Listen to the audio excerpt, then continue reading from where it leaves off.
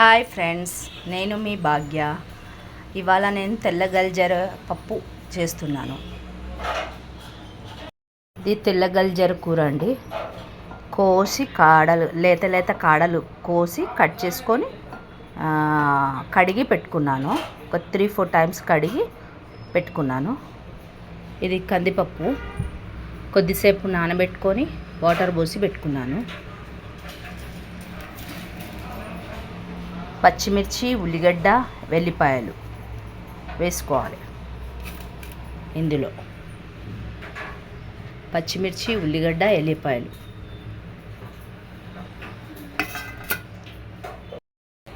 వెల్లిపాయలు వేసానండి. కొద్దిగా అల్లం వెల్లిపాయ కూడా వేసుకోవాలి.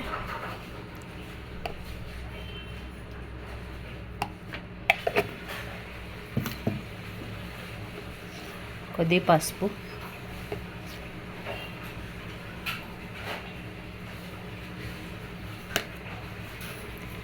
టమాటోలు కోసుకొని పెట్టుకున్నాను. ఒక 2 టమాటోలు పెద్దవి.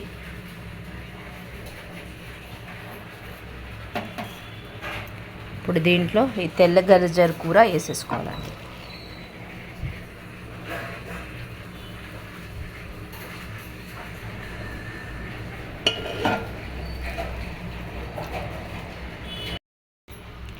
తెల్ల గల్జర కూర దీంట్లో కొద్దిగా చింతపండు నానబెట్టుకున్నానండి.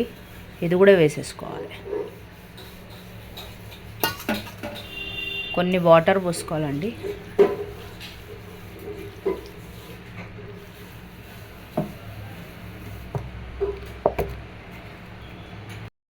కొద్దిగా ఆయిల్ పోసుకోవాలండి. ఇది కిడ్నీకి చాలా మంచిది. తెల్ల గల్జర కూర వీక్లీ 2 తినాలండి. అంతేనండి. కుక్కర్ విజిల్ పెట్టి 3-4 విజిల్స్ అయ్యాక తాలింపు వేసుకోవాలి. విజిల్ పెట్టేసానండి. 3-4 విజిల్స్ అయ్యాక తాలింపు వేసుకోవాలి.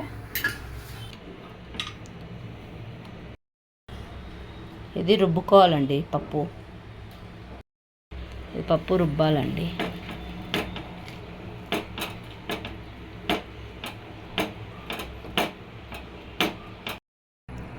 సాల్ట్ వేసుకోవాలండి. మనకు సరిపోయేంత సాల్ట్ వేసుకోవాలి.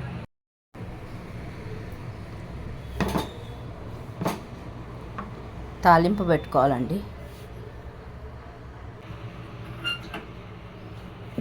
ఆయిల్ పోసుకోవాలి.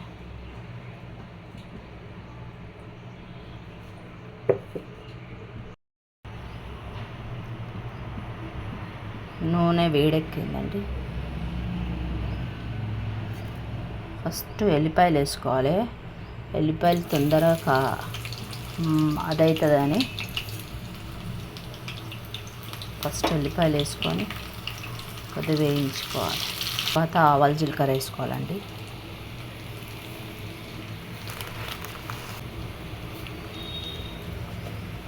చిటపట్టగా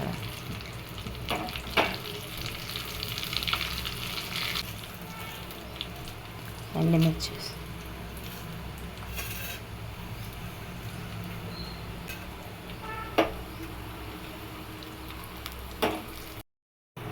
దీంట్లో కరివేపాకు వేసుకోవాలి.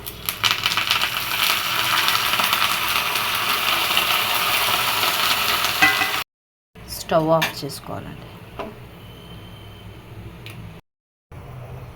తాలింపు వేసి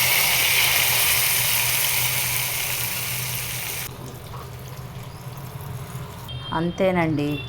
తెల్ల గల్జర కూర పప్పు రెడీ. ఇది కిడ్నీకి చాలా మంచిది.